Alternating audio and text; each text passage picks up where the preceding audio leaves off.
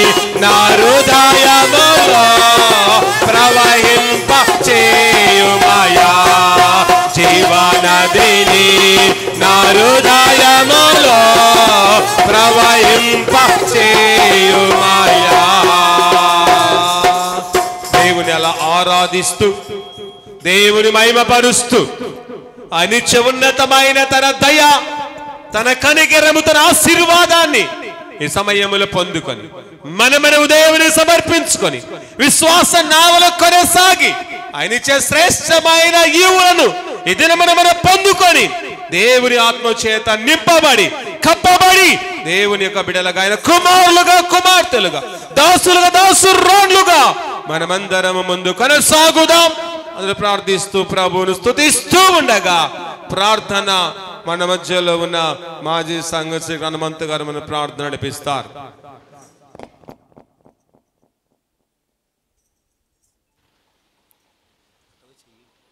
అందరి కళ్ళు ముచ్చుకున్నట్టు ప్రార్థన చేసుకుందాం.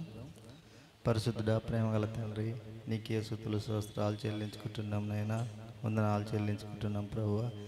ఇంతవరకు పాటల ద్వారా నిన్ను ఆరాధించినాం ప్రభువా. అయ్యగారు వాక్యంలోకి వెళ్తున్న ఆయన నోటికి ఊరిగా ఉండి మీరు మాట్లాడండి. వినగల చెవులు, గ్రహించే మనసు ప్రతి ఒక్కరికి దయచేయండి. ఇంకా రావాల్సిన బిడ్డలను ప్రతి ఒక్కరిని మంది దానికి నడిపించి మీరే మహిమ, ఘనత, ప్రభావాలు పొందుకున్నామని యేసుక్రీస్తు నామములో అడిగి వేడుకుంటున్నాం తండ్రి, ఆమేన్.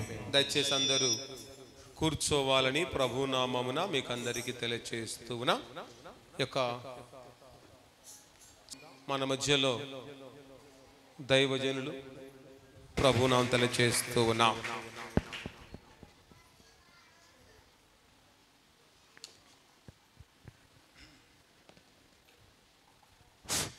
హలో, ప్రియమైన దేవుని బిడ్డలారా, ఈ ఆదివార దినములో, పరిశుద్ధ దినములో మనందరిని చేర్చిన దేవాది దేవునికి నిండు వందనాలు.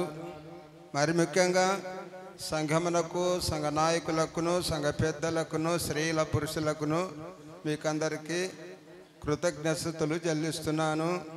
మరి ముఖ్యంగా స్థానిక పాస్టర్ రెవరెండ్ ప్రభుదాసయ్య గారికి నిండు వందనాలు. ఈ ఆదివార దినంలో నాకు ఇచ్చిన ఆధిక్యతను బట్టి, దేవుడిచ్చిన కృపను బట్టి దేవునికి నిండు వందనాలు. ఎందుకంటే ఆదివారం అనగా పరిశుద్ధ దినమని మనం తెలుసుకునే వారిగా ఉండాలని మీకు అందరికీ విజ్ఞప్తి చేయించిన. ఈ దినములో ఎలా ఉండాలి, ఏ విధంగా ఉండాలనే విషయాలను మనం తెలుసుకోబోతున్నాం.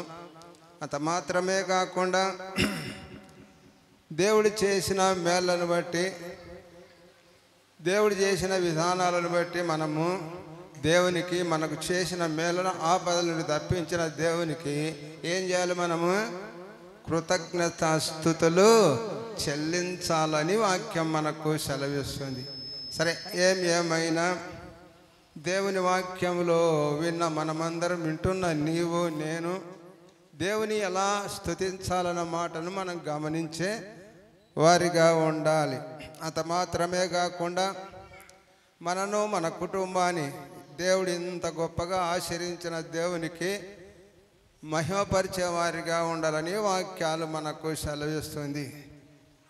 ప్రభుదాసయ్య గారు చాలా ఉన్నతమైన వాడు, అంటే స్వజనుడు, స్వబుద్ధి గలవాడని మీరు తెలుసుకునే వారిగా ఉండాలి.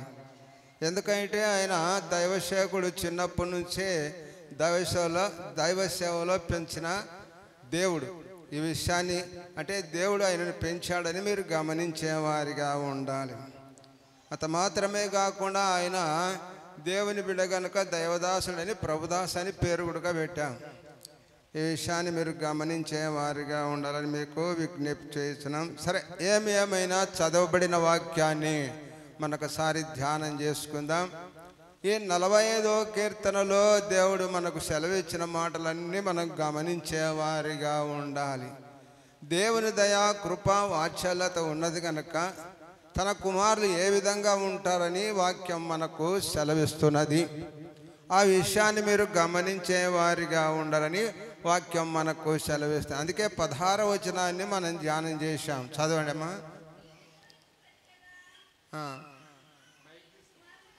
మైకి అమ్మా, మైకి సార్, నాది కూడా చక్కగా. హలో, చదవమ్మా. నీ పితరులకు ప్రతికగా నీకు కుమారులందరూ భూమి అంతటా నీవు వారిని అధికారులుగా నియమించెదవు. తరములన్నిట నీ నామము జ్ఞాపకముండునట్లు నేను చేయుదును. కావున జనులు సర్వకాలము నీకు కృతజ్ఞతాస్తుతులు చెల్లించెదరు. ఒకనాడమ్మా, సార్వకాలము దేవునికి కృతజ్ఞతాస్తుతి చెల్లించే వారిగా ఉండాలని వాక్యం మనకు సెలవిస్తుంది. మనకేదైనా మేలు కలిగినప్పుడు, ఏదైనా స్వస్థత కలిగినప్పుడు, ఏదైనా దేవునిలో మనం ఐక్యమవుతున్నప్పుడు, ఆపదల నుండి గట్టెక్కించినప్పుడు దేవునికి ఏం చేయాలి? మనము కృతజ్ఞత చెల్లించే వారిగా ఉండాలని వాక్యం మనకు సెలవిస్తుంది. కనుక ఈ దినములో, ఆదివార దినములో మనకు అనేక విధాలుగా 6 దినములు పనిచేస్తుండగా ఏదైనా ఆపదలు కలిగినప్పుడు, ఏదైనా ఆటంకాలు వచ్చినప్పుడు దేవునికి మనకు నెరవేర్స్తే వాటిని ఏం చేయాలి? మనం దేవునికి స్తుతులు చెల్లించే వారిగా ఉండాలని వాక్యం ద్వారా మనం వింటున్నాం. కనుక ఈ విషయాన్ని మీరు గమనించే వారిగా ఉండాలని మీకు విజ్ఞప్తి చేస్తున్నా. మరి ముఖ్యంగా ఈ మాటలో తెలియబడిన మాటను ఏమంటే, పై వచనంలో మనం చూసినట్లయితే, నీ దయానందన స్త్రీలలో రాజకుమార్తెలున్నారు, రాణి ఓపీర్ అపరంజి ధరించుకొని కుడిపార్శ్వమున నిలుచున్నదని వాక్యం మనకు సెలవిస్తుంది. దేవుడిచ్చిన ఆధిక్యతను బట్టి వారి కుమారులు కుమార్తెలు ఎలా ఉంటారని వాక్యం మనకు సెలవిస్తుంది.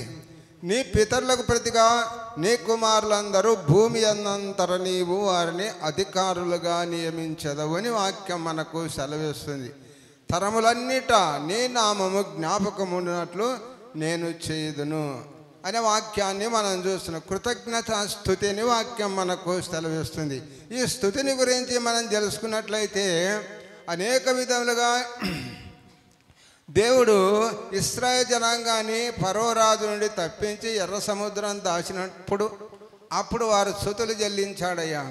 దేవుణ్ణి స్తుతించుడే ఎల్లప్పుడూ దేవుని స్తుతించుడే, దేవుణ్ణి స్తుతించుడే ఎల్లప్పుడూ దేవుని స్తుతించుడే. అక్కడ కింది వచనాలన్నీ వాడినట్లయితే మనకు దేవుడు మంచి ఆధిక్యతతో ఆ పాటను మనం స్తుతించే వారిగా ఉండాలి. కనుక ఆ పాటలో మంచి ధ్యానం ఉందండి. ప్రతి విషయంలో దేవుని స్తుతించడానికి శక్తిని బలమునిస్తుందని వాక్యం మనకు సెలవిస్తుంది. కనుక ప్రియమైన దేవుని బిడ్డలారా, దేవుని వాక్యములో ఎక్కడ చూసినా దేవుని స్తుతించండి, కృతజ్ఞతాస్తులు చెల్లించండి అని వాక్యం మనకు కీర్తనాకారుడు రాస్తారు. 75వ కీర్తనను మొదటి వచనం చదవండి. 75వ కీర్తన మొదటి వచనం చదవమ్మా. దేవా, నీకు నేను కృతజ్ఞతాస్తుతులు చెల్లించుచున్నాను.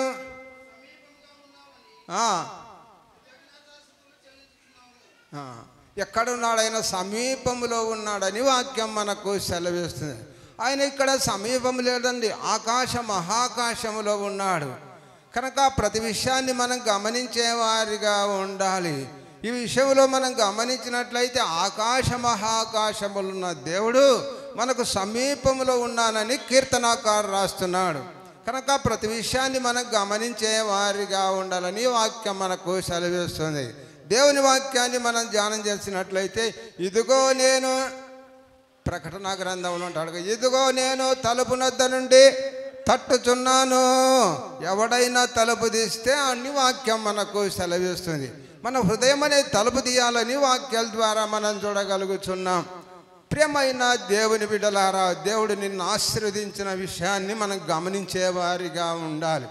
ఆయన కృతజ్ఞతాస్తుతులు చెల్లించడానికి మానవుడు మర్చిపోకూడదని వాక్యం మనకు సెలవిస్తుంది. దైవదాసులమైన మనం, దేవుని సేవకులమైన, దేవుని బిడ్డలమైన, క్రైస్తవులమైన మనము దేవునికి కృతజ్ఞతాస్తుతులు చెల్లించేవారిగా ఉండాలని వాక్యం మనకు సెలవిస్తున్నది. కనుక ప్రతి విషయాన్ని మనం గమనించేవారిగా ఉండాలి. దేవుని స్తుతించడమే కాదు, క్రైస్తవులుగా ఉండడమే కాదు, కానీ అనామకులు అనేకమైన వారు అన్యులు కూడా దేవుని స్తుతిస్తూ, దేవుని మయపరుస్తూ, నీతి న్యాయములతో దేవుని యందు భయము భక్తి కలిగిన బిడ్డలని మనం తెలుసుకునే వారిగా ఉండాలని వాక్యం మనకు సెలవిస్తున్నది.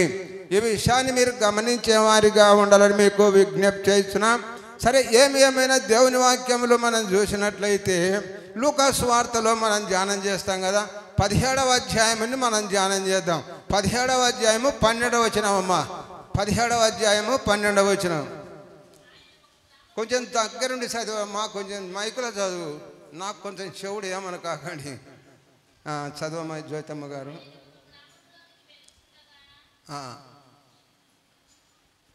లూకాసు వార్త 17వ అధ్యాయము 12వ వచనం అమ్మా.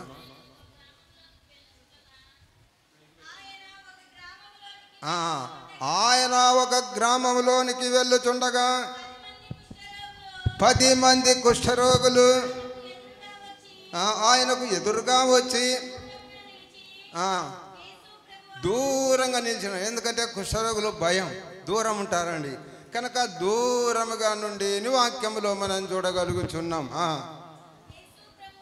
యేసు ప్రభువా, మమ్మను కరుణించమని కేకలు వేశారండి. కనుక ప్రతి విషయంలో మనం కేకలు వేసేవారిగా ఉండాలి. గుడ్డి భిక్షకుడి త్రోవ పక్కలో ఉండి ఆయన కూడా కేక వేశాడు, ప్రభు అని. కనుక ప్రతి విషయాన్ని మనం గమనించేవారిగా ఉండాలని వాక్యం మనకు సెలవిస్తుంది. ఆయన వారిని చూచి, మీరు వెళ్ళి మిమ్మల్ని యాజకులకు కనపరచుకోండి, మీ శరీరాలను యాజకులకు కనపరచుకోండి అని వాక్యం మనకు సెలవిస్తుంది. యాజకుడు పరిశుద్ధుడు, దేవునిలో భయభక్తులు కలిగిన వాడిగా, ఆయనలో స్వస్థత వరాలు ఉన్నాయని మనం తెలుసుకునే వారిగా ఉండాలి. యేసయ్య అంటేనే స్వస్థపరచకుండా మీరు యాజకునికి మీ శరీరాలు కనపరుచుకునమని వాక్యం మనకు సెలవిస్తున్నది. కనుక వారు అదేవిధంగా వెళ్ళుచుండగానే వాక్యం మనకు సెలవిస్తుంది. త్రోవలోనే శుద్ధులైరని వాక్యం ద్వారా మనం చూడగలుగుతున్నాం. చదవమ్మా. వారు వెళ్ళుచూ ఉండగా శుద్ధులైరి వారిలో ఒకడు గొప్ప శబ్దంతో ఆయనను మహిమపరచుతూ వచ్చి ఆయనకు కృతజ్ఞతాస్తుతులు చెల్లించాడు. మోకాల్లో నేను వాక్యములో మనం చూడగలుగుతాం. కృతజ్ఞతాస్తుతులు చెల్లించాడండి. కనుక అక్కడ యేసయ్య ఒక మాట అంటున్నాడు, ఏమయ్యా 10 మంది వెళ్ళితిరే, 10 మందికి శుద్ధులైరి, 9 ఎక్కడ అంటే 9 మంది ఎక్కడ, వారు ఎక్కడ ఉన్నారని వాక్యములో మనం చూడగలుగుతున్నాం. మనకు చేసిన మేళ్లకు మనము దేవునికి కృతజ్ఞతాస్తుతి చెల్లించే వారిగా ఉండాలని వాక్యంలో మనం చూడగలుగుతున్నాం. వీడిలో ఇతను ఎవరు అని మనం గమనించినట్లయితే సమరయుడని వాక్యంలో మనం చూడగలుగుతున్నాం. కనుక సమరయులు కూడా దేవుని స్తుతిస్తున్నారండి. ప్రతి విషయాన్ని మనం గమనించేవారు. దొంగల చేత కొట్టబడినప్పుడు త్రోవలో వెళ్ళినా ఆయన అనేక విధములుగా బాధపడుతున్నప్పుడు అక్కడ లేవీయుడు పోయాడు, అనేక విధములుగా యాజకుడు పోయాడు. కానీ ఆ త్రోవన వెళ్ళనైన ఒక సమరయుని చూశాం. కనుక అతడు ప్రేమ ఉండి అతనిలో దయా దాక్షిణ్యములని మనం గమనించే బిడలుగా ఉండాలని వాక్యం మనకు సెలవిస్తున్నది. ప్రియమైన దేవుని బిడలారా, దేవుని స్తుతించడానికి మహిమపరచడానికి మనం దేవుని మర్చిపోయేవారిగా ఉండకూడదని, చేసిన మేళ్లకు ప్రతిగా మనము దేవునికి కృతజ్ఞతాస్తుతులు చెల్లించేవారిగా ఉండాలని వాక్యం మనకు సెలవిస్తుంది. కనుక ప్రతి విషయంలో చాలామందికి మనకు మేలు కలిగిన తర్వాత, అనేక విధంగా ధనము కుమారులు కుమార్తెలు కలిగిన తర్వాత దేవుని ఏం చేస్తాం? మర్చిపోతుంటాం. దేవుని మరవక దేవుని స్తుతించాలని వాక్యం మనకు సెలవిస్తుంది. ఈ విషయాలన్నీ మనం గమనించేవారిగా ఉండాలని వాక్యం ద్వారా మనం చూడగలుగుతున్నాం. దేవుడు మనకు అంత ఐశ్వర్యము, ధనము, ధాన్యము, కుమారులు కుమార్తెలు, సకల సంపదలు, ఆయుర ఆరోగ్యం ఇచ్చిన తర్వాత దేవునికి కృతజ్ఞత కూడిక పెట్టుకోని వారిగా ఉండాలని వాక్యాలు మనకు సెలవిస్తున్నది. కనుక ప్రతి విషయంలో కృతజ్ఞత కూడిక పెట్టుకున్న గ్రంథంలో మనం ఎవరున్నారు అని ఒకసారి మనం గమనించినట్లయితే అక్కడ కుష్ఠరోగి అయిన సీమోనును మనం చూస్తాం. ఆ కుష్ఠరోగం పోయింది కనుకనే ఆయన కృతజ్ఞత కూడిక పెట్టుకున్నాడండి. కనుక ప్రతి విషయాలను మీరు గమనించేవారిగా ఉండాలి. కృతజ్ఞత కూడిక పెట్టుకున్న ఒక ఇద్దరు స్త్రీలను మనం చూస్తుంటాం. వారు మార్తా మరియలని మనం గమనించే వారిగా ఉండాలి. ఎందుకంటే చనిపోయిన లాజరు లేపినాడు కనుక దేవుడు వారికి కృతజ్ఞత కూడిక పెట్టించారండి. ప్రతి విషయంలో మనం గమనించేవారు. అనేక విధములుగా ప్రార్థన చేసినప్పుడు ఉండలేదు, కానీ మరలా కృతజ్ఞత కూడిక పెట్టినప్పుడు లాజరు ఒకడు అని వాక్యంలో మనం చూడగలుగుతున్నాం. ప్రియమైన దేవుని బిడ్డలారా, దేవుని వాక్యాన్ని ధ్యానిస్తున్న నీవు నేను కృతజ్ఞత చెల్లించేవారిగా ఉండాలి. కృతజ్ఞత చెల్లిస్తే దేవుడు ఏ విధంగా ఆశీర్వదిస్తాడని వాక్యాలు మనకు సెలవిస్తున్నాయి. ఈ విషయాలన్నీ మనం గమనించేవారిగా ఉండాలి. యెషయా ప్రవక్త రాసిన మాటలు మనం గమనించేవారిగా ఉండాలని మీకు అందరికీ విజ్ఞప్తి చేస్తున్నాం. ఎందుకంటే తన కుమారులు అధికారములు ఉంటారని వాక్యం మనకు సెలవిస్తుంది. తన కుమారులు ధనధాన్యములతో తీసుకొని వస్తారని వాక్యం ద్వారా మనం చూడగలుగుతున్నాం. కనుక ప్రతి విషయాన్ని మనం గమనించే తన కుమారులను రెట్టింపైన ఉద్యోగాలు ఉంచుతానని ఈ వాక్యాలు మనకు సెలవిస్తున్నాయి. కనుక ప్రతి విషయాన్ని మనం గమనించే బిడలుగా ఉండాలని వాక్యం మనకు సెలవిస్తుంది. చూద్దాం, యెషయా గ్రంథం చదవండి. యెషయా గ్రంథము 60వ అధ్యాయము 1వ వచనమేమ్మ. అన్నిటి కొంచెం కిందికి చదువుకుందాం. నీకు వెలుగు వచ్చి ఉన్నది, లెమ్ము తేజరిల్లుము, యెహోవా మహిమ నీ మీద ఉదయించెను. చూడుము, చీకటి కమ్ముచున్నది, కటిక చీకటి జనములను కమ్ముచున్నది. యెహోవా నీ మీద ఉదయించుచున్నాడు, ఆయన మహిమ నీ మీద కనబడుచున్నది. జనములు నీ వెలుగునకు వచ్చెదరు, రాజులు నీ ఉదయకాంతికి వచ్చెదరు. కన్నులెత్తి చుట్టూ చూడము, వీరందరూ కూడుకొని నీ వద్దకు వచ్చుచున్నారు. ఈ మాటను మనం గమనించేవారిగా ఉండాలి. మన కుమారులు ఎలా ఉంటారని వాక్యంలో మనం చూడగలుగుతున్నాం. కుమారులు యెహోవా అనుగ్రహించు స్వశం గర్భఫలము యెహోవా ఇచ్చు బహుమానమని వాక్యం మనకు సెలవిస్తుంది. కనుక నీ కుమారులోని వాక్యం మనకు సెలవిస్తుంది. ప్రతి విషయంలో కుమారుల విషయంలో దేవుడు మనకు ఒక అనుగ్రహిస్తున్నాడని మనం తెలుసుకునే వారిగా ఉండాలని వాక్యం మనకు సెలవు. కుమారులు ఆషామాషి కాదండి. కుమారులు బలవంతుని చేతిలో బాణముల వంటి వారు, వాడితో నింపుకొనివాడు ధన్యుడు అని వాక్యం మనకు సెలవిస్తున్నాయి. అంబుల పొదలో ఉంచిన అంబులు ఎలా ఉంటాయి? మొద్దుగా ఉండవండి. ప్రతి విషయాన్ని మీరు గమనించేవారిగా ఉండాలి. అందుకే దావీదు మహారాజు అంటారు, అయ్యో దేవా, నన్ను మెరుగుపెట్టిన అంబువలె చేసితివి అని వాక్యం మనకు సెలవిస్తుంది. మన కుమారులు మంచు పదును గల వారుగా ఉంటారని వాక్యం మనకు సెలవిస్తున్నది. నీ కుమారులు చదువుమా. దూరం నుండి వచ్చుతున్నారు, నీ కుమార్తెలు చంకనెత్తబడుతున్నారు, నువ్వు చూసి ప్రకాశంతో అని వాక్యం మనకు సెలవిస్తుంది. సంతోషం, సమాధానం మనలో ఉప్పొంగుతుంది అని వాక్యములో మనం చూడగలుగుతున్నాం. దేవుని బిడ్డలారా, ఈ మాటలు మనం గమనించేవారిగా ఉండాలి. మన కుమారులను, మన కుమార్తెలు దేవుడు ఆశీర్వదిస్తున్నాడని వాక్యం మనకు సెలవిస్తుంది. అందుకంటాడు కదా, యెహోవా ఆశీర్వాదము ఐశ్వర్యమునిస్తుందని వాక్యం మనకు సెలవిస్తున్నది. హల్లెలూయా, హల్లెలూయా, దేవునికి మహిమ కలుగును గాక. ఆమేన్. ప్రియమైన దేవుని బిడ్డలారా, దేవుని వాక్యాన్ని విన్నా నీవు నేను ఈ మాటను గమనించేవారిగా ఉండాలని వాక్యం మనకు సెలవిస్తుంది. నీ కుమార్తెలు సంకనెత్తబడుతున్నారని వాక్యం మనకు సెలవిస్తుంది. తల్లి గర్భమును మొదలుకొని ముదవి వచ్చే వరకు నేను సంకన పెట్టుకుంటానని వాక్యం మనకు సెలవిస్తుంది. ప్రియమైన దేవుని బిడ్డలారా, ఇచ్చిన ఆశీర్వాదాలను బట్టి, కుమారులను బట్టి, కుమార్తెలను బట్టి మనం సంతోషించేవారిగా ఉండాలని వాక్యం మనకు సెలవిస్తుంది. చదువుమా. నీ గుండె కొట్టుకొని ఉప్పొంగును, సముద్ర వ్యాపారము నీపైనే త్రిప్పబడును అని వాక్యం మనకు సెలవిస్తుంది. సముద్ర వ్యాపారాన్ని మనం ఒకసారి చూసినట్లయితే అనేక విధాలుగా యోనాను మనం చూస్తుంటాం. కనుక ధనవంతమైన దేశానికి పారిపోతున్నాడు. తర్షీసుకు ఓడగట్టారండి. కనుక ఆ ఓడలలో ఏమో సరే బంగారు వెండి దిగుతుందని మనం గమనించేవారిగా ఉండాలని వాక్యం మనకు సెలవిస్తుంది. కనుక సముద్ర వ్యాపారము నీపైనే త్రిప్పబడును. సముద్ర సముద్రయాపారము నీ వైపు త్రిప్పబడును. జనమూల ఐశ్వర్యంబు బలమైన జనముగ చేతును. లెమ్ము తేజరిల్లము నీకు వెలుగవ చేయున్నది.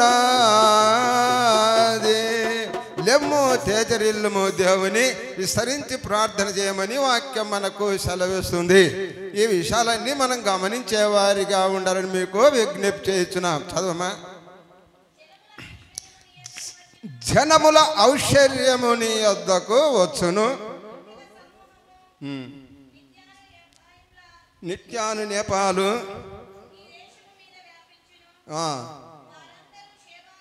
వారందరూ ఎక్కడి నుండి వస్తున్నారట?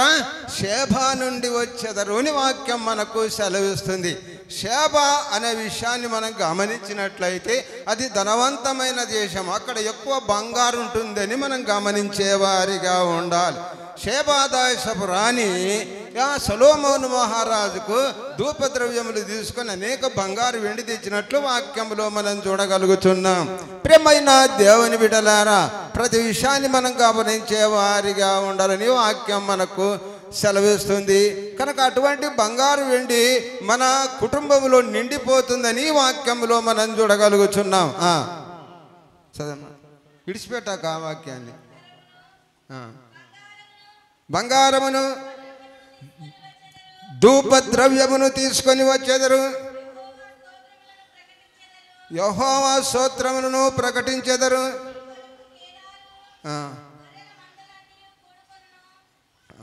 చదువు.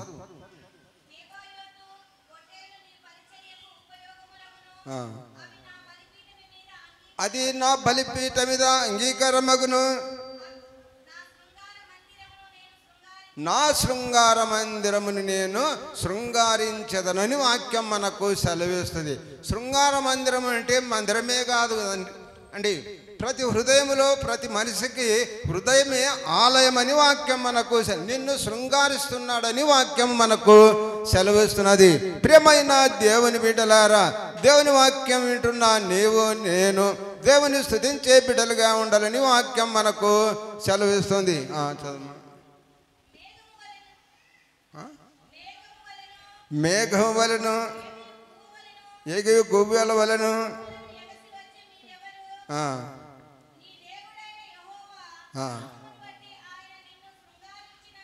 ఆయన నిన్ను శృంగారించినందున ఇశ్రాయేలు పరిశుద్ధ దేవుని నామమును దూరం నుండి ఎక్కడుంటే సరట మా నీ కుమారులు అక్కడ మంచి దూరదేశంలో అమెరికా దేశం ఎక్కడ వెళ్ళి బంగారు తీసుకొని అంత మాత్రమే ఇక్కడ దూరం నుండి వెండి బంగారములు తీసుకొని వత్తురు అని వాక్యం మనకు సెలవిస్తుంది. దేవుడు నిన్నంతగా ఆశీర్వదిస్తున్నాడు, నీ కుమారులను ఆశీర్వదిస్తున్నాడు, నీ కుమారులను ఆశీర్వదిస్తున్నాడని వాక్యం మనకు సెలవిస్తుంది. కనుక ప్రతి విషయాన్ని మనం గమనించే వారిగా ఉండాలని వాక్యంలో మనం చూడగలం. అత మాత్రమే కాకుండా దేవుని వాక్యం అంటుంది నీ కుమారులు నీ యొద్దనే ఉంటారని కూడా వాక్యం మనకు సెలవిస్తుంది. ఇక్కడేమంటుంది నీ కుమారులు దూరం నుండి వెండి బంగారములు తీసుకొని వత్తురు అని వాక్యం మనకు సెలవిస్తుంది. కనుక ప్రతి విషయాన్ని మీరు గమనించేవారిగా మన కుమారులను దేవుని శిక్షలో బోధలో పెంచేవారిగా ఉండాలని వాక్యం మనకు సెలవిస్తుంది. చదమ్మా.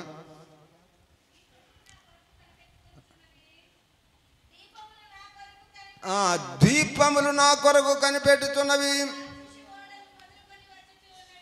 చాలు. ద్వీపములు అంటే మన విషయాన్ని గమనించినట్లయితే ద్వీపములు అంటే మానవులండి. ద్వీపములారా ద్వీప నివాసులారా అని వాక్యం మనకు సెలవిస్తుంది. కనుక ప్రతి విషయాన్ని మనం గమనించేవారిగా ఉండాలి. దీపం వెలిగించి మంచము కిందనైనను కొంచెం కిందనైనను పెట్టరు, దాన్ని దీపస్తంభములో నిలుపుదురు అని వాక్యం. ఎత్తు స్థలములో ఉండాలి. మనం ఎక్కడ ఉండాలి? ఎత్తు స్థలములో ఉండాలి. ఆలయములో ధ్యానించే వారిగా ఉండాలని వాక్యం మనకు సెలవిస్తుంది. కనుక ఆలయంలో నిత్యం వెలగాలంట. దీపంలో ఆలయంలో నిత్యం వెలగాలని ద్వితీయోపదేశ కాండములో మనం చూస్తాం. కనుక ప్రతి విషయాన్ని మీరు గమనించేవారి లేవి కాండములో మనం చూస్తాం. ప్రతి విషయంలో మనం గమనించేవారిగా ఉండాలని మీకు అందరికీ విజ్ఞప్తి చేస్తున్నాం. కనుక ఈ విషయాలన్నీ మనం గమనించే వారిగా ఉండాలని వాక్యం మనకు సెలవు. 10వ వచనం చదువుమా. అన్యులు నీ ప్రకారములు కట్టుదురు, వారి రాజులు నీకు ఉపచారము చేయుదురు అని వాక్యం మనకు సెలవిస్తుంది. కనుక రాజులు మనకు ఉపచారం చేయాలంటే మనం రాజగృహంలో ఉండాలి. ప్రతి విషయాన్ని మీరు గమనించేవారిగా ఉండాలి. మోషేను దేవుడు ఆశీర్వదించినాడు గనక బాలుడైన మోషేను రాజగృహములు రాజ సన్నిధిలో ఉన్నట్టు వాక్యంలో మనం చూడగలుగుతున్నాం. రాణులు నీకు పాలిచ్చే దాదులుగా ఉందరు అని వాక్యంలో మన మోసే ఆ రాజనగర్లో ఉండి అనేక విధాలుగా ఆ రాజ సన్నిధిలో మంచి పరిచర్య జరిగినట్టు వాక్యంలో మనం చూడగలుగుతున్నాం. నీ జీవితంలో నా జీవితంలో దేవుడు అలా తయారు చేస్తాడని మనం గమనించే వారిగా ఉండాలని వాక్యం మనకు సెలవిస్తుంది. రాజులు నీకు నమస్కారం చేయుదురు, రాణులు నీకు పాలిచ్చదాదులుగా ఉందరు అని వాక్యం మనకు సెలవిస్తుంది. చదవమ్మా. ఏలైనగా ఏదైనా తప్పు చేసినప్పుడు మనం అనుకుంటాం మన మీద ఆయన వ్యాజ్యమాడు కలహమాడని అనుకుంటాం. ఆయన కోపం వచ్చినప్పుడు ఆయన కోపము రౌద్రంగా ఉంటుందంట. ఆయన కోపం ఏంటమ్మా? రౌద్రంగా ఉంటుంది. రోషం కలిగిన దేవుడిని మనం గమనించేవారిగా ఉండాలని మీకు విజ్ఞప్తి చేస్తున్నాం. ఇక పోతే ఆయన కోపం ఎంతవరకు ఉంటుందంటే ఆయన కోపము అమ్మగారు చెప్పారు నిమిషమాత్రం ఉండునని వాక్యం కీర్తనాకారు రాస్తాడు. కనుక ప్రతి విషయాన్ని మనం ఇక్కడ అంటున్నాడు కోపపడి నిన్ను కొట్టిదిని కానీ కటాక్షించి నీ మీద జాలి పడుతున్నాను. తల్లి హృదయం అండి దేవుడు. తల్లి హృదయం. ఒకవేళ ఒక చెంప దెబ్బ కొట్టిన తర్వాత వెనకసారి తల్లి ఆవేదన పడుతుంటుంది. ఎలా కొడుతుంది, ఏ విధంగా కొడుతుంది, నా కుమారుని జాలి పడుతుందని వాక్యం. ఇక్కడ అదే వాక్యాన్ని మనం చూస్తున్నాం. కోపపడి నిన్ను కొట్టిది కానీ కటాక్షించి నీ మీద జాలి పడుతున్నాను అని వాక్యం మనకు సెలవిస్తుంది. నీ యొద్దకు జనముల భాగ్యము తేబడినట్లు వారి రాజులు జహస్సముతో రప్పింపబడినట్లు తెరవబడి ఉండును, నీ ద్వారములు రేయంబగలు మూయబడవని వాక్యం మనకు సెలవిస్తుంది. అంత ధననిధిలో వస్తాడని దేవుడు, అంత గొప్ప కార్యాలు చేస్తాడని వాక్యంలో మనం చూడగలుగుతున్నాం. రాత్రింబగళ్ళు వేయనేరవని వాక్యంలో మనం చూడగలుగుతున్నాం. ఈ విషయాన్ని మనం పరలోక పట్టణం ఏ విధంగా తెరవబడుతుందో నీ ద్వారములు నీ కుటుంబము అలాగా ఉంటుందని వాక్యం ద్వారా మనం చూడగలుగుతున్నాం. రాత్రింబగళ్ళు నీ ద్వారములు మూయబడవని వాక్యం మనకు సెలవిస్తుంది. ఇప్పుడు సారున్నాడు దైవదాసుడు, ఇక ఎప్పుడంటే అప్పుడు వచ్చి పిలుస్తున్నారా లేదా? ఎప్పుడు ఆయనకు మూతేబడదు ఆయన ద్వారములు. అమ్మా అయ్యా మా కోసం ప్రార్థన చేయండి, మమ్మలను అనేక విధమైన కష్టాలు ఉన్నామని ఆ ప్రార్థన చేయడానికి, యాచనలు చేయడానికి, ఏ విధమైన శ్రమలు బాధలు వచ్చినప్పుడు రెవరెండ్ ఏ ప్రభుదాస దగ్గరికి వస్తామా లేదా? తప్పకుండా వస్తాం. అందుకే రాత్రింబగళ్ళు నీ ద్వారములు మూయబడవని వాక్యం మనకు సెలవిస్తుంది. నిన్ను సేవించనల్లని జనమైనను రాజ్యమైనను నిలవదు అంట. దేవుని సేవించే వారిగా ఉండాలని వాక్యం మనకు సెలవిస్తుంది. అటువంటి వారి రాజ్యం కానీ నిలవదని వాక్యం మనకు సెలవిస్తున్నది. ప్రియమైన దేవుని బిడ్డలారా, దేవుని సేవించేవారిగా ఉండాలి, దేవుని గణపరిచేవారిగా ఉండాలి. నన్ను కనపరచము, నిన్ను కనపరుస్తా. నన్ను కనపరిచేవారిని అమ్మా ఆస్తికి కర్తలుగా చేస్తానని వాక్యాలు మనకు సెలవిస్తుంది. హల్లెలూయా అనరమ్మా మీరు? హల్లెలూయా. అట్లా దేవునికి మహిమ కలుగును గాక. ఆమేన్. ప్రియమైన దేవుని బిడ్డలారా, దేవుని వాక్యాన్ని విన్నా నీవు నేను దేవునికి కృతజ్ఞతాస్తులు చెల్లిస్తే మనం అనేక విధాలుగా దీవింపబడిన తర్వాత ఇంకా దీవింపబడతామని వాక్యం మనకు సెలవిస్తున్నది. ప్రియమైన దేవుని బిడ్డలారా, దేవుని స్తుతిద్దాం, భయపడతాం. దేవుని యందు భయము భక్తి కలిగి జీవించే వారిగా ఉండాలి, దేవునికి భయపడే బిడ్డలుగా ఉండాలని వాక్యాలు మనకు సెలవిస్తున్నాయి. చదమ్మా.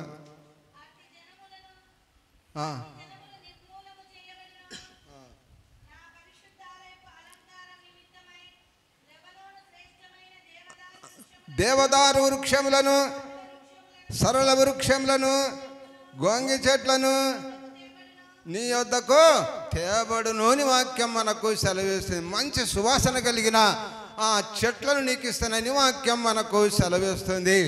మానవుని ఏం చేస్తున్నాడు? మానవుని సువాసనగా చెడిన నీ హృదయాన్ని, పడిపోయిన నీ హృదయాన్ని మరలా సువాసనగా చేస్తాడని వాక్యం మనకు సెలవిస్తుంది. అందుకంటాడు ఎఫెసీయులకు రాసిన పత్రికలో ఆ మాట ఉంది కదా, చదవండి చూద్దాం. 5వ అధ్యాయము చదవమ్మా.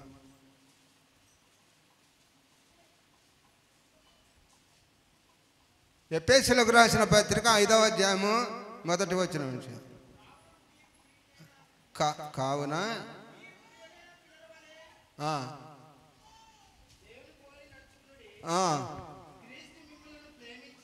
క్రీస్తు మిమ్ములను ప్రేమించి పరిమళ వాసనగా ఉండుటకు మన కొరకు తన్ను తాను దేవునికి అర్పణగాను బలిగాను అప్పగించుకొనెను. నిన్ను సువాసనగా తయారు చేస్తున్నని వాక్యం మనకు సెలవిస్తుంది. కనుక ప్రతి విషయాన్ని మనం గమనించేవారిగా ఉండాలి. దేవుని సన్నిధిలో జీవించిన నీవు నేను ఎలా ఉంటాం? పరిశుద్ధులుగా ఉంటామని వాక్యం మన సువాసన కలిగిన జీవితం అని వాక్యం మనకు సెలవిస్తుంది. దేవుడు మన కుటుంబంలో ఉంటే సువాసన ఉంటుందని మార్తా మరియల కుటుంబంలో మనం చూసాం. కనుక ప్రతి విషయాన్ని గమనించే వారిగా ఉండాలి. స్త్రీలు ఎక్కువ దేవుని గౌరవించే వారిగా ఉండాలని వాక్యం మనకు సెలవిస్తుంది. అందుకే మరియమ్మ అత్త చిటామాంసి చేరున్నర ఎత్తు తెచ్చి ఏం చేసిందమ్మా? తల మీద పోసిందా, కాళ్ళ మీద పోసిందా? ఎక్కడ పోసిందేమా? తల మీద పోసిందా? ఎగారు బాగా కాళ్ళ మీద. కనుక ఆ ఇల్లంతా సువాసనే అంట. ఆ ఇల్లంతా సువాసనే అని మనం బెతనియా అనగా ఖర్జూరపు పళ్ళ ఇల్లు అని మనం తెలుసుకునే వారిగా ఉండాలి. ఎందుకంటే యేసయ్య తరచుగా ఇంటికి వస్తున్నాడు కనుక ఆ ఇల్లు ఖర్జూరపు వల్ల ఇల్లు అని వాక్యం మనకు. ఎప్పుడు ధనము తరిగిన ఇల్లు కాదండి, ఎప్పుడు మంచి ధనిక వర్గములు ఉన్నట్లు వాక్యంలో మనం చూడగలుగుతున్నాం. ప్రియమైన దేవుని బిడ్డలారా, దేవుని స్తుతించడానికి, మహిమపరచడానికి, గణపరచడానికి, కృతజ్ఞతాస్తుతులు చెల్లించడానికి అనుదినము సమయమనక అసమయమనక సర్వశక్తి గల దేవుని ధ్యానం చేసేవారిగా ఉండాలని వాక్యాలు మనకు సెలవిస్తున్నాయి. చదవమా యెషయా గ్రంథమే చదువు. అలాగునే మీరును ప్రేమ కలిగి నడుచుకొనుడి. మీలో జారత్వమే గాని ఏ విధమైన అపవిత్రతయే గాని లోభత్వమే గాని అయ్యా కాదు, ఇక్కడ అమ్మ చెబుతుంది, నీవు నా పాదస్థలములను మహిమపరచెదవు. ఇక్కడ ఈ విషయాన్ని మనం గమనించే వారిగా ఉండాలి. పాదములను మనం వాక్యములో మనం చూడగలుగుతున్నాం. మన పాదాలు యేసయ్య పరిశుభ్రపరిచినట్లు వాక్యములో మనం చూడగలుగుతున్నాం. నీ పాదములకు దీపము, నా త్రోవలకు వెలుగని వాక్యములో మనం చూడగలుగుతున్నాం. ఇక్కడ పాదాలను గురించి మనం ధ్యానం చేస్తున్నట్లు వాక్యములో మనం చూడగలుగుతున్నాం. సువార్త చేయి పాదాలు పర్వతాల సుందరములని వాక్యం మనకు సెలవిస్తుంది. ప్రతి విషయాన్ని మనం ఏ కోశాల తప్పు లేకుండా జీవించే వారిగా ఉండాలని మీకందరికీ విజ్ఞప్తి చేసిన మారు మనసు పాప క్షమాపణ పొందిన తర్వాత మానవుడు ఏ క్షణాన మన శరీరాన్ని ఏ విధము చేతనైనా ఏ లోపం చేతనైనను అవాంఛనీయ జరగకూడదని వాక్యాలు మనకు సెలవిస్తున్నాయి. చదువు.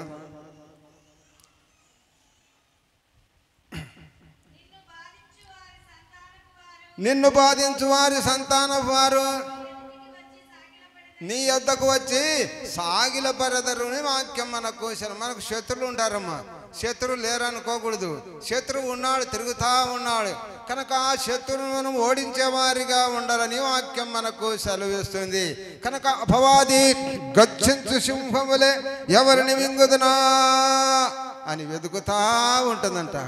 కనుక ప్రతి విషయం మనకు లేదనుకోకూడదు. మనకు శత్రువులు ఉన్నారు కనుక వారి కోసం మనం ప్రార్థన చేసేవారిగా ఉండాలని వాక్యం మనకు.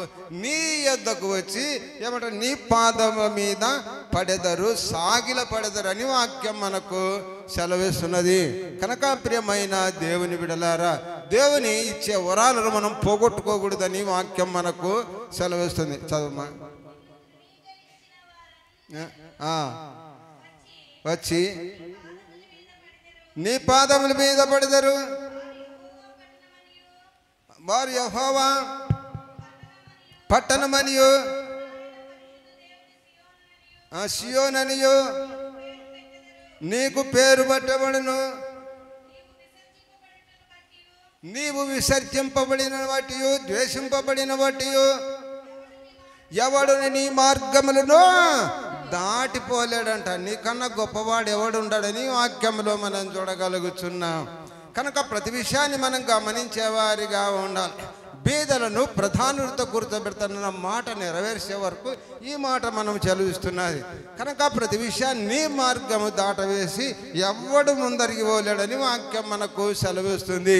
ప్రియమైన దేవుని బిడ్డలారా, ధ్యానిస్తున్న నీవు నేను దేవుని యందు భయము భక్తి కలిగిన ప్రతి బిడ్డలము దేవుని స్తుతించడానికి ఈ ప్రవక్త రాసిన మాటలు మనం అందరం గమనించే వారిగా ఉండాలి. ఇలాగ దేవుడు ఆశీర్వదిస్తాడని మనం అందుకే దేవునికి కృతజ్ఞత స్తుతులు చెల్లించ మర్చిపోకూడదని వాక్యం మనకు సెలవిస్తుంది. చదువు. నిన్ను శాశ్వత శోభాతిశయముగాను బహుతరములకు చేసేదని, బహు సంతోషకరముగా చేసేదని శాశ్వత కాలమని వాక్యం మనకు సెలవిస్తుంది. కనుక శాశ్వత కాలము దేవుని స్తుతించేవారిగా ఉండాలి. జనులు సర్వకాలము దేవునికి కృతజ్ఞతాస్తుతులు చెల్లించేవారిగా ఉండాలని వాక్యం చదివితిమి. కనుక ప్రతి విషయాన్ని మనం గమనించేవారిగా ఉండాలి. ఆ సర్వశక్తులు ఎలాంటివి అంటే సర్వశక్తుని స్తోత్రగానము సల్పరే జగమెల్లను, సర్వశక్తుని స్తోత్రగానము సల్పరే జగమెల్లను, ముదముత నిర్మాణ కుండగు మూలకర్తను వాడరే. ఆయనను ఎల్లప్పుడూ పాడేవారిగా ఉండాలి, స్తుతించేవారిగా ఉండాలి, ప్రార్థించే బిడ్డలుగా ఉండాలని వాక్యం మనకు సెలవిస్తుంది. ప్రియమైన దేవుని బిడ్డలారా, ఈ వాక్యాన్ని ధ్యానిస్తున్నా నీవు ఇవన్నీ నాకు కలుగుతాయి. ఇవన్నీ నేను ఆధిక్యత పొందుకుంటానని ప్రతి బిడ్డ, ప్రతి స్త్రీ, ప్రతి పురుషుడు తన కుమారుల విషయంలో సంతోషించేవారిగా ఉండాలని వాక్యం మనకు సెలవిస్తుంది. చదవమా. యెహోవానగు నేను రక్షకుడననియు బహుపరాక్రమము గల యాకోబు దేవుడననియు నీ విమోచకుడనియు నీవు జనముల పాలు కుడిచెదవు, రాజుల చంటి పాలు తాగెదవు. ఇవన్నీ కింది వచనాలు చూస్తుంటాం. మనం ఇత్తడుంటే బంగారు ఇస్తాడంట. బంగారు లేదని మనం అనేక విధంగా ఇత్తడి కమ్మలు పెట్టుకొని మందికి చెప్తా ఉన్నాం, నేను బంగారు తెచ్చినాను, మావయ్యని తెచ్చినాను గట్టి గట్టిగా చెప్తుంటాం. ఎందుకంటే భవిష్యత్తుగా బలహీనం కాకుండా ఇతరుల పట్ల మనం అనేక ఆధిక్యత ఘనత పొందాలని అనేక విధంగా. ఇక్కడ ఏమంటుందంటే అటువంటివన్నీ తీసేస్తానమ్మా, రండి నా యొద్దకు రండి అని వాక్యం మనకు సెలవిస్తుంది. ఇత్తడికి ప్రతిగా ఇనుమును బంగారమును తెచ్చుచున్నాను.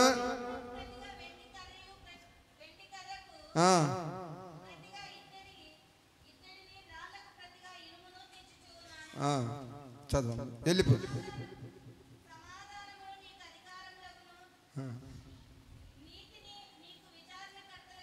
విచారణకర్తల సమాధానం ఉండాలంట. కనుక ప్రతి విషయంలో మనం గమనించినట్లయితే నువ్వు సమాధానముగా వెళ్ళుము అని వాక్యం మనకు సెలవిస్తుంది. కనుక సమాధానం అనే బంధం ఉండాలమ్మా. కనుక ఇతరులతో మాట్లాడేవారిగా ఉండాలి. వ్యాజ్యమారిన వారితో, కలహమారిన వారితో మనం సమాధాన పడేవారిగా ఉండాలని వాక్యం మనకు సెలవిస్తుంది. సమాధాన పడేవారు ధన్యులు అని మనకు ధన్యతల్లో రాస్తున్నాడు. కనుక ప్రతి విషయాన్ని మీరు గమనించే వారిగా ఉండాలని మీకు అందరికీ విజ్ఞప్తి. న్యాయమును కర్తలుగా ఉంచాలని వాక్యం మనకు సెలవిస్తుంది. చదవమా. కొంచెం కిందికి చదివి ముగిద్దాం. బలాత్కారమును వినబడదు. నీ కుటుంబంలో, నీ దేశంలో, నీ రాజ్యంలో నువ్వు సేవిస్తున్న దేవుడు ఏది నీకు బలాత్కారం కలగదని వాక్యం మనకు సెలవిస్తుంది. నాశనమైన మాట కానీ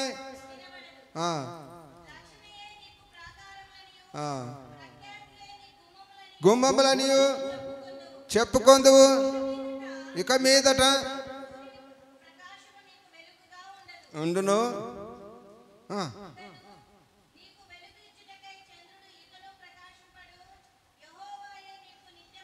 వెలుగుని వాక్యం మనకు సెలవిస్తుంది. ప్రియమైన దేవుని బిడ్డలారా, దేవుని వాక్యాన్ని ఆకరణం మనం చూసినట్టయితే 22వ వచనం ఉండొచ్చు చూడమ్మా.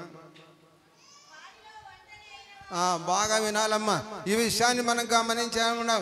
అయ్యా నేను ఒంటరి వాడును, ఒంటరికతను, నాకు కుమారుడు ఒంటరిగా ఉన్నాడు, నాకు ఒక్కడే కుమారుడు, ఇక లేరు సంతానం అనుకోకూడదమ్మా. ఈ విషయాన్ని మనం గమనించే వారిగా ఉండాలి. దేవుడు అంటున్నాడు, వారిలో ఒంటరి అయిన వాడు 10,000 వాక్యం మనకు సెలవిస్తుంది.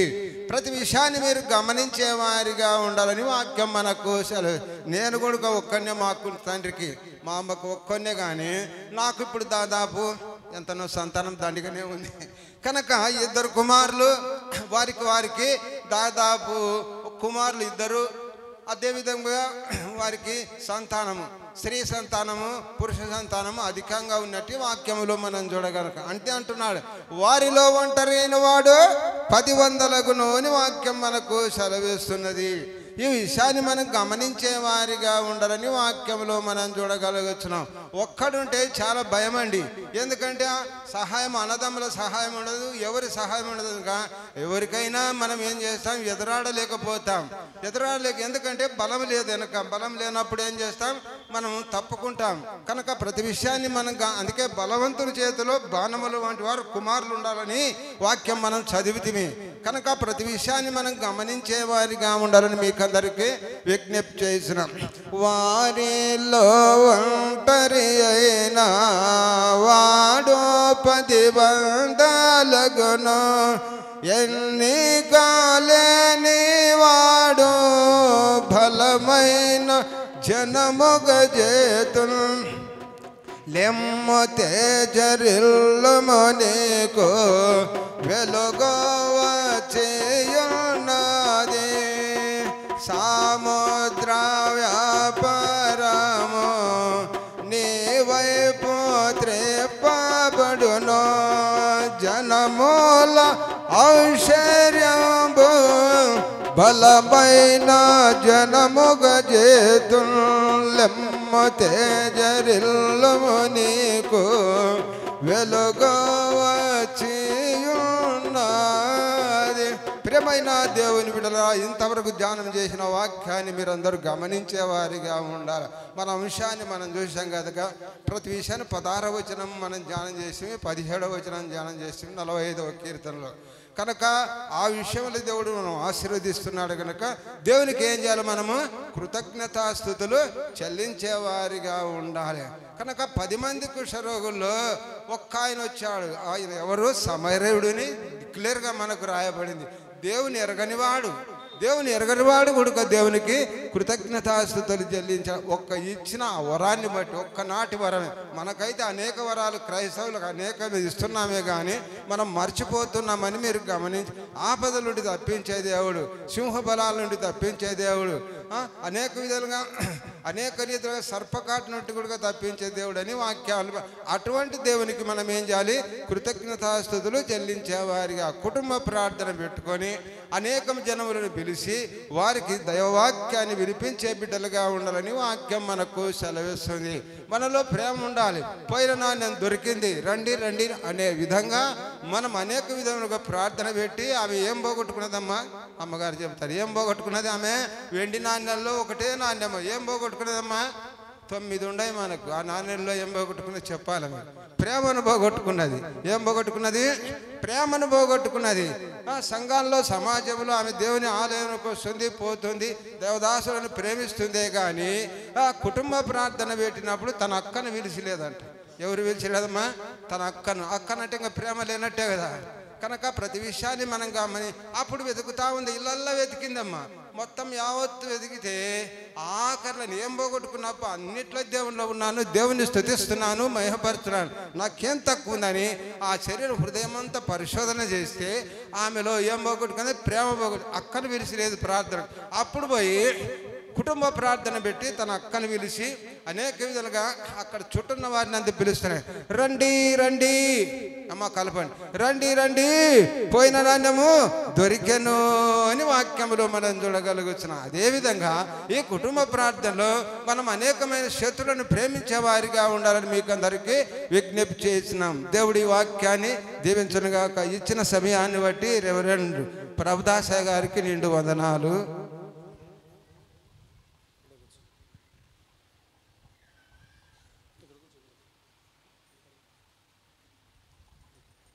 క్రీస్తునందు ప్రేమైన దేవుని బిడలారా, ఇంతవరకు శ్రేష్టమైన వర్తమానం ఇచ్చిన దైవజనులు మన లాజరస్ గారికి, మన నాన్నగారు ప్రత్యేకమైన వందనాలు తెలియజేస్తూ ఉన్నాం. విన్న వాక్యాన్ని వినివిడిచిపెట్టక దేవుని యొక్క వాక్యానుసారముగా, దేవుని యొక్క చిత్తానుసారముగా మనమందరము జీవించున్నట్లుగా, బ్రతుకున్నట్లుగా ప్రభు సన్నిధిలో మనము ప్రార్థన చేసుకుందాం. అందరము తలలు వంచి ఉండగా ప్రార్థన చేసుకుందాం. దేవానికి స్తోత్రాలు. ఇంతవరకు మీరు మాతో మాట్లాడిన ప్రతి మాట, ప్రతి వాక్కుని బట్టి వందనాలు. నీ వాక్య ప్రకారంగా జీవించే మహాకృప మాకు మెండుగా దండిగా అనుగ్రహించండి అని అందరూ ప్రార్థిస్తూ ఉండగా ప్రార్థన మన మధ్యలో ఉన్న సంఘ రత్నమయ్య గారు మన ప్రార్థన నడిపిస్తారు. స్తుతులు స్తోత్రములు చెల్లిస్తున్నాం తండ్రి.